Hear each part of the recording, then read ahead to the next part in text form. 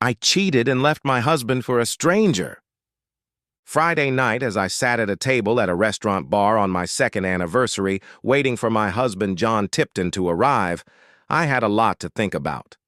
I also had much to worry about and much to marvel at. In my 24 years, I had won the gene lottery when it came to looks, but wallowed in mediocrity when it came to brains, logical ability, and common sense. My life definitely didn't turn out the way I envisioned it. I was born Ashley Sovereign to a middle-class family in a rural town in the Midwest. My mother was beautiful and full-breasted, which led to my winning the gene lottery when it came to looks. But neither she nor my father were very smart, and always struggled to make ends meet for our family of 5. I had a brother and sister, both younger than me.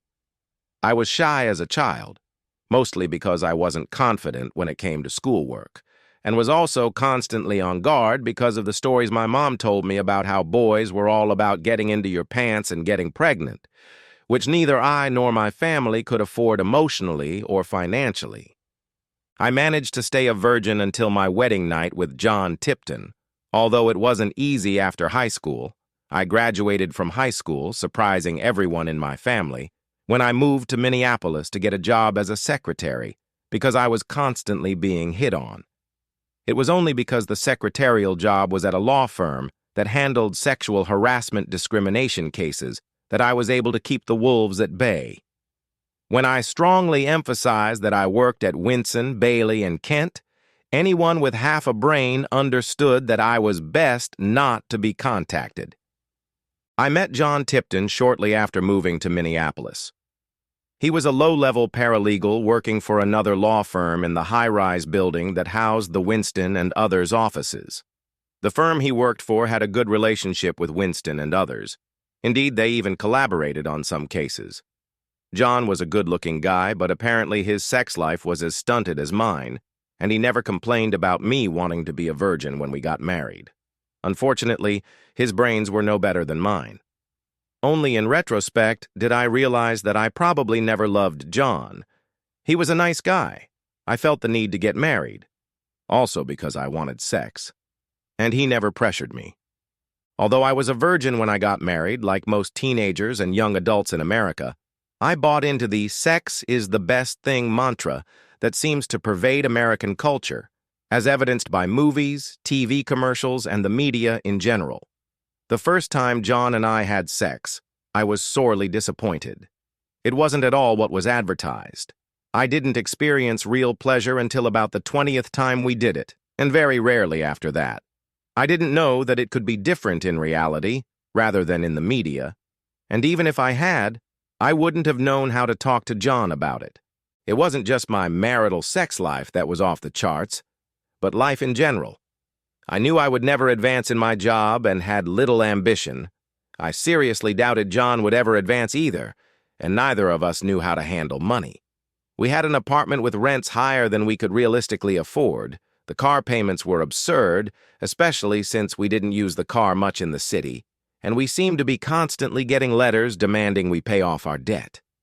We were probably going to spend the last spare $100+ on our anniversary dinner, hoping that for one evening we could forget about the $5,000+ credit card debt that we were unlikely to ever be able to pay off. As I sat at a table in the bar area of the restaurant drinking a soda, I don't drink alcohol and wish John didn't either, I was accosted, as usual, 3 times in the 20 minutes that John was initially late. I was concerned that he wasn't answering his calls, but they went straight to voicemail. All 3 were quickly talked out of it when I showed off my tiny wedding and engagement rings and told them I worked directly for cool attorney Marjorie Kent. She's as famous in our community as Gloria Allred is to the rest of the world. There was no changing the 4th guy's mind. He was a large, very handsome guy in an expensive suit and carrying a briefcase that seemed to cost as much as all the furniture in our apartment. "Hi," he smiled, taking a seat without being asked. "I'm leaving town tomorrow morning after a lonely 2-week trip, and I hope you wouldn't mind a little conversation while you wait for your husband." "How do you know I am waiting for my husband?" inquired I. I saw you flashing your rings in front of the two guys who tried to hit on you and was surprised they gave up so easily. I also told them I worked directly for Marjorie Kent, I snickered. Who is she? The toughest sexual harassment lawyer in Minnesota, and maybe the entire Midwest, I replied. Glad I'm getting out of town and not harassing you in the meantime, he grinned. By the way, my alias is Mac Jones, he smiled, extending his hand. And what's your alias? On the way to the restaurant, I saw a sign for a dance club that was a couple blocks away, headlined by Kitty Cat, so that's how I introduced myself as I shook his hand. His grip was strong. I didn't like the way it made me feel. We chatted for more minutes than I would have liked, but he was charming, and looking into my eyes rather than at my prominent breasts. I glanced at my watch every now and then. John was already more than 45 minutes late, and I was starting to get a little angry. Then several things happened in quick succession. Mac said, I don't think your husband is coming. Why don't we get a hotel room and spend the night there? There's $1,000 there for you. Shuck 2. I splashed the last couple ounces of my soda in his face. He barely flinched. 3. Before I could verbally lash out at Mac, my cell phone rang, determining it was John. Where are you located? I answered the call so kindly. Slurring his words, I won't try to mimic them, John replied, Sorry, Ash, but, well, I got a DUI citation and I'm at the police station on Nicollet Avenue right now, and they're keeping me overnight. Can you come over tomorrow morning and bail me out? Bail me out of what? Our credit cards are maxed out and I only have cash for the dinner we were supposed to have tonight in honor of our anniversary, asshole. Why did you get behind the wheel drunk? Well, I lost my job today and I was feeling pretty bad. What a load of crap, I thought to myself. We're in dire financial straits and he lost his job. Don't be mad, Ash, I feel terrible. I took a few deep breaths to calm myself down and then said, I'll try to get there by 10 o'clock tomorrow morning and see if I can beg to be let out. Thanks, honey, he replied.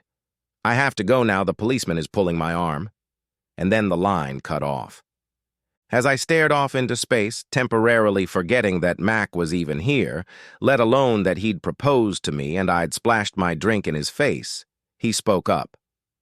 I'm sorry, but I couldn't help but overhear your conversation, actually, both sides of it, since I've been told I have excellent hearing.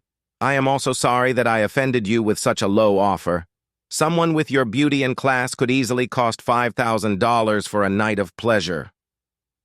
I stared at him dumbly. Too many thoughts, most of them full of terror, were running through my head. Mac apparently decided I was counting on more than that and continued, Okay, $7,500. When, as time passed, I was still in a trance, he said, $10,000 is my final offer. That money will come in handy for you, Ash. I mean, Kitty Cat. When he said that, I suddenly realized that I could really use the money. I knew that would make me a cheater, but given my bleak present and likely even bleaker future, and the fact that Mac was handsome and muscular, I came out of my stupor. I replied, How do I know I can trust you? You could take advantage of me and never pay me back. That is a reasonable concern, however, it is easily solved. I give you $10,000 in cash, we go across the street to the Four Seasons Hotel, you get a room, I'll give you the money for it, and sign for it, give the porter a wad of money to put in the safe for you, and only for you, and pick it up the next morning when you check out. Do you have $10,000 in cash? I asked. Shocked. Mac looked around, called the waitress over, gave her $100 and said, This is to close our tab, which at that point was less than $20. We need to have a few minutes of privacy. She smiled as she looked at the $100 bill and said, The far back table has just cleared out. You can sit there and not be bothered for 5 minutes before we need to vacate it.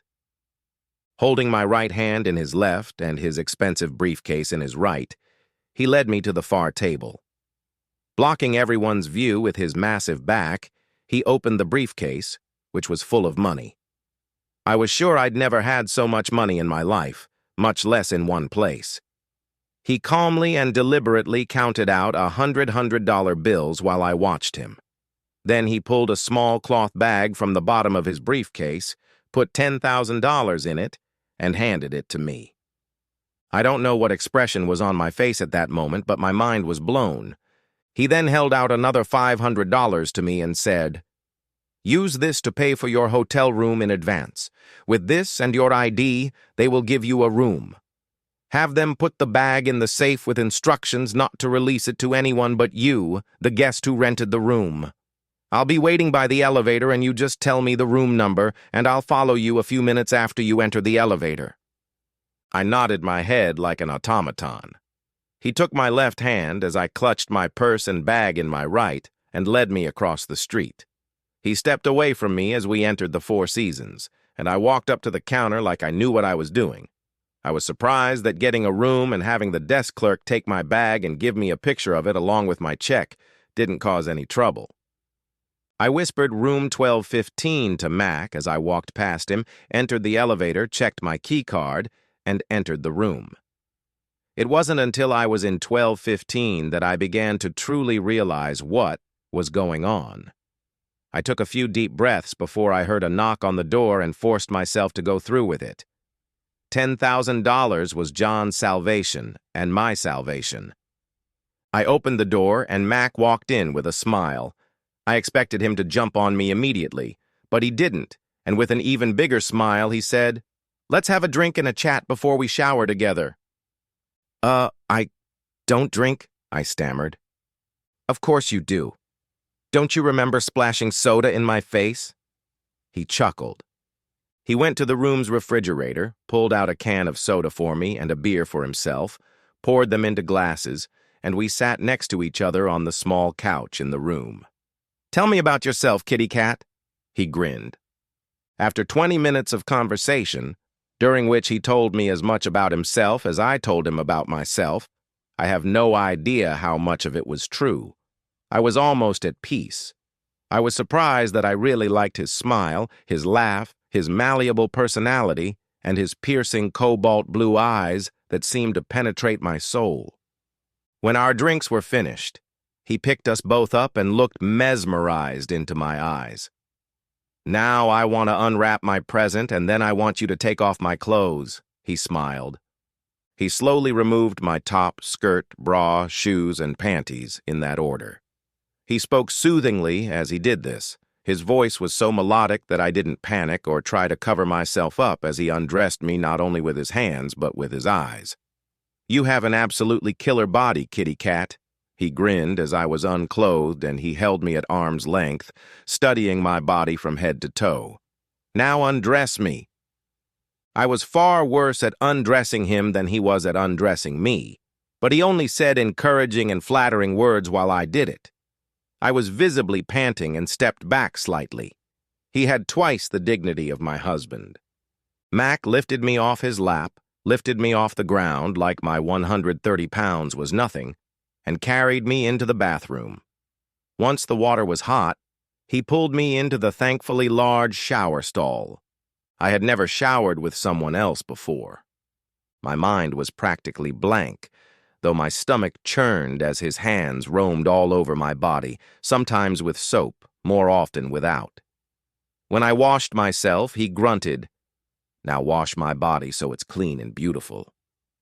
Again acting like an automaton, I did as commanded. Within seconds, I was already having sex with Mac, and then I realized I had passed out. I was probably out for less than a minute. When I came to, I realized that I had never felt so serene and energized in my life. I spent the rest of the night in a blissful stupor. I will never forget the feelings of completeness, fulfillment, and joy that consumed me hour after hour. Over the next 9 hours, I had more sexual experiences than I had had in my entire life prior to that night.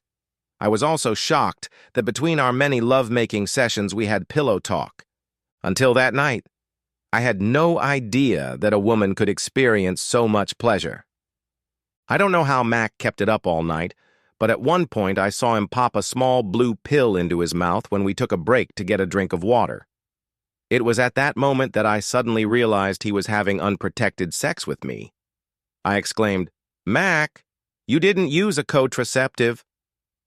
"For $10,000 I shouldn't have," he grinned, and then continued, "But don't worry."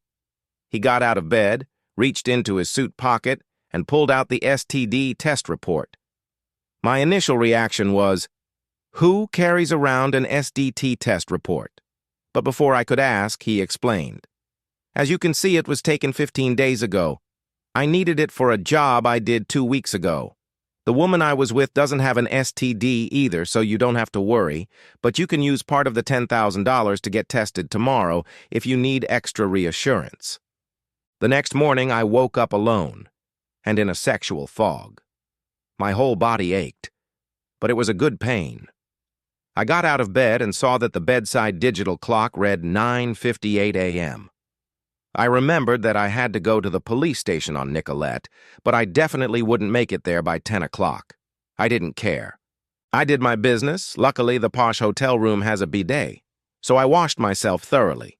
I took a long, hot shower and almost felt human again when I got out of it.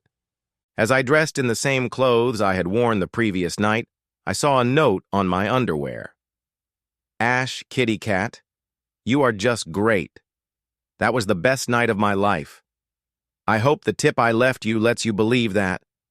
Of course, I haven't told you my whole story. I leave the country to avoid bad people, but if I didn't, I'd go to great lengths to steal you away from your husband. With stars in your eyes, Mac. P.S.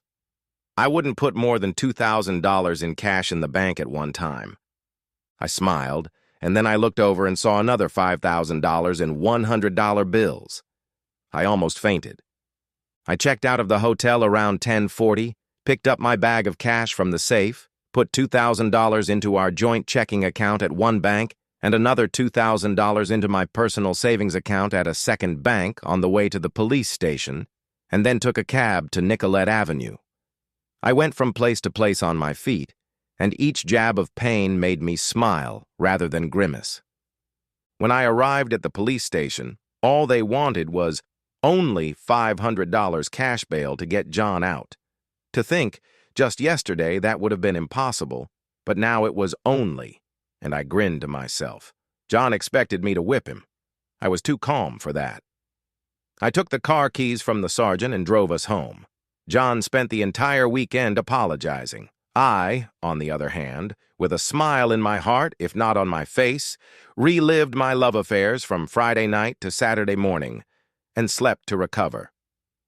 After that weekend, John and I's relationship changed dramatically. First, I hired a paralegal at my law firm who used to work on a pro bono basis to represent John in his DUI case. She was very good and negotiated the best deal he could have hoped for with the prosecutor. Since he caused no harm, it was his first criminal arrest, and he accepted responsibility. He got off with a 6-month license suspension, 1-year probation, 200 hours of community service, a $500 fine, bail money, and a 2-day drunk driver course.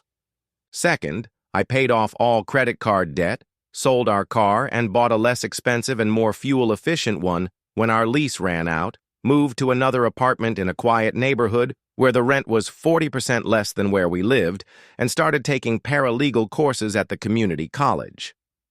Third, John's community service was beneficial to everyone involved.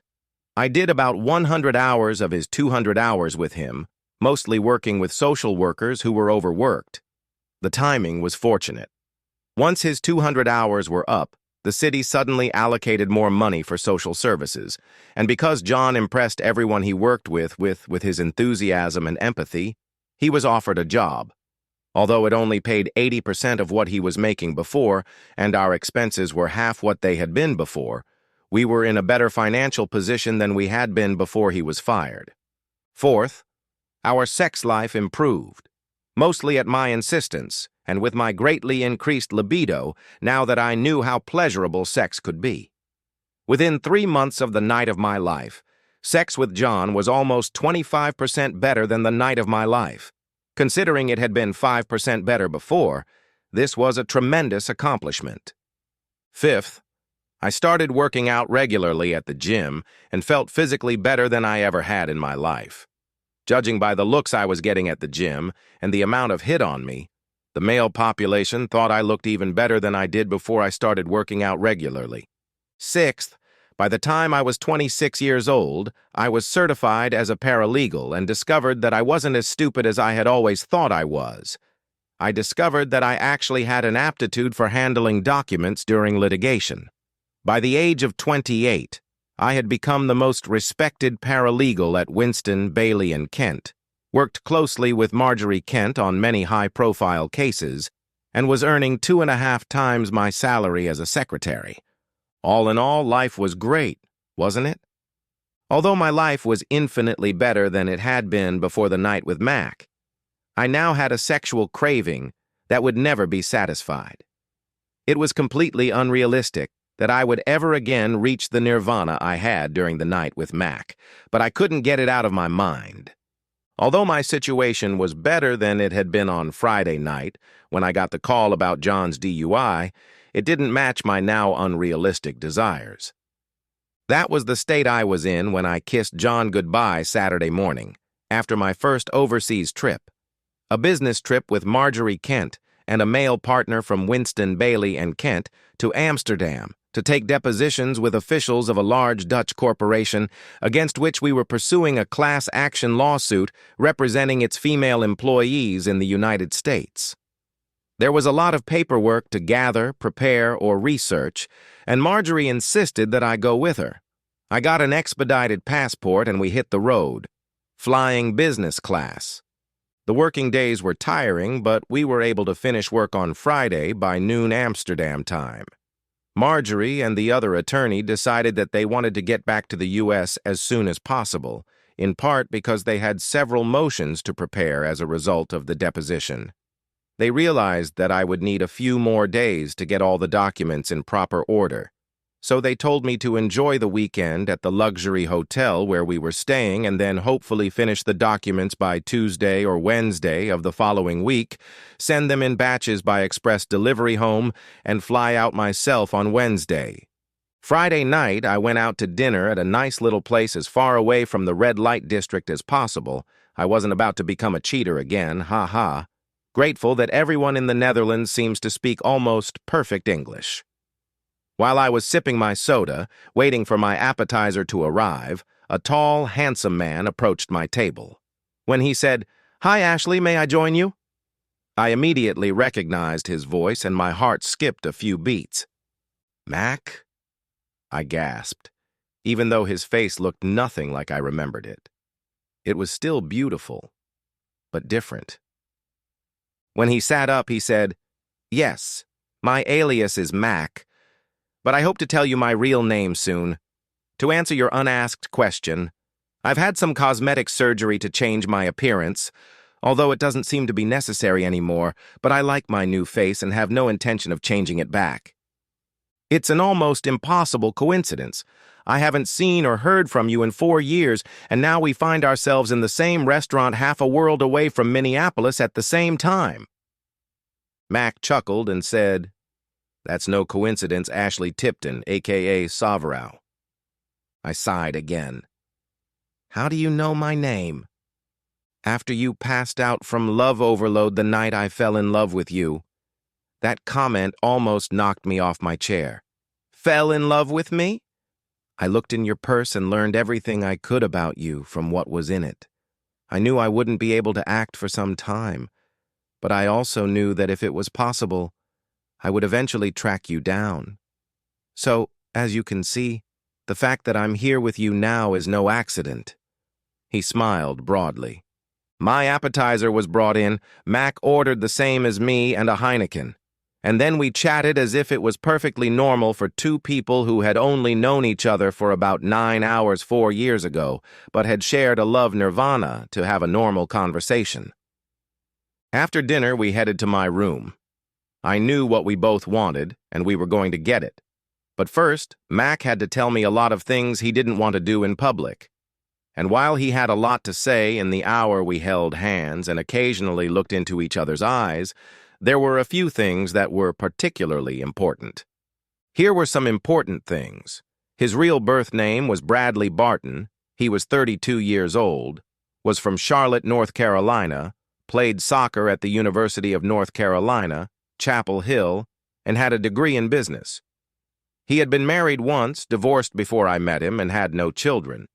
He unwittingly represented a criminal organization in financial matters, and when he found out who they really were, went to the FBI.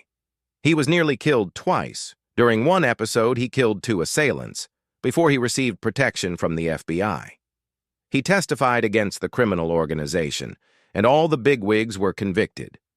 In addition, unbeknownst to anyone, he had stolen about $20 billion from the criminal organization. He anonymously donated about $8 million to charity, deposited $10 million in banks in the Cayman Islands and other countries, and at the time we met in Minneapolis, he had almost $2 million in cash. He was supposed to go through witness protection, but he decided he could protect himself better, especially in Europe. So with excellent forged documents in the name of McAllister Jordan, he flew a convoluted route from Minneapolis to Mexico to Japan and to France, eventually settling in Estonia. I was excited, tired, and stressed at the same time just hearing about it. He now speaks excellent Estonian. His new name is Endrik Sepp, and he runs a charity organization that works throughout the Baltic states. Through careful investment in high-yield securities, he still had most of the $12 million he had come to Europe with, even after giving hundreds of thousands of dollars to charity. He felt safe now because all the people he had testified against were dead, and all the other members of the criminal organization were either dead or in hiding. After his story, he lifted me off the couch, looked into my soul with his cobalt blue eyes, and announced, "For the next 2 days and 3 nights, I intend to convince you to leave your husband for me." After that statement, he began undressing me just as he had that Friday night 4 years earlier. The main differences between that Friday night and Saturday morning and the one 4 years ago were as follows. Number 1. I felt more than attraction from him. I felt something deeper. At various times, the thought flashed through my brain. Could he really have fallen in love with me in just one night 4 years ago? The pillow talk was humorous, even better than our first night. 3. When I woke up the next morning, I was lying with Endrik, completely immersed in his arms. We went to interesting places, watched a play in the evening, and when we got into bed, I felt real, unadulterated love for the first time in my life. After another fun day on Sunday, Endrik started to hurry me to go to Estonia to see him. I called Marjorie on her cell phone, promised to have all the paperwork and resumes by 8 a.m., her time on Wednesday, and told her I needed a few days off and wouldn't be back until a week later on Monday. Although she wasn't thrilled, she eventually got over it. I called John, and for the first time in my memory, I lied to him. I told him that I would have to stay late on business until the following Monday. He looked saddened, but agreed. I experienced a few bouts of guilt, but surprisingly not many, and the ones I did have washed away with my next treat from Endrik. I had promised Endrik that I would go to Estonia on Wednesday afternoon, but I needed to get work done on Monday and Tuesday, since my boss was counting on me. That meant he had to leave after another fervent love session early Monday morning. My trip to Estonia went without incident. Endrik met me at the Tallinn airport and took me to his luxurious home in the Kadriorg neighborhood. I was pleased to see that most of the people I interacted with spoke English, which, along with Russian, was the most popular language besides Estonian, and almost everyone in this country is at least bilingual.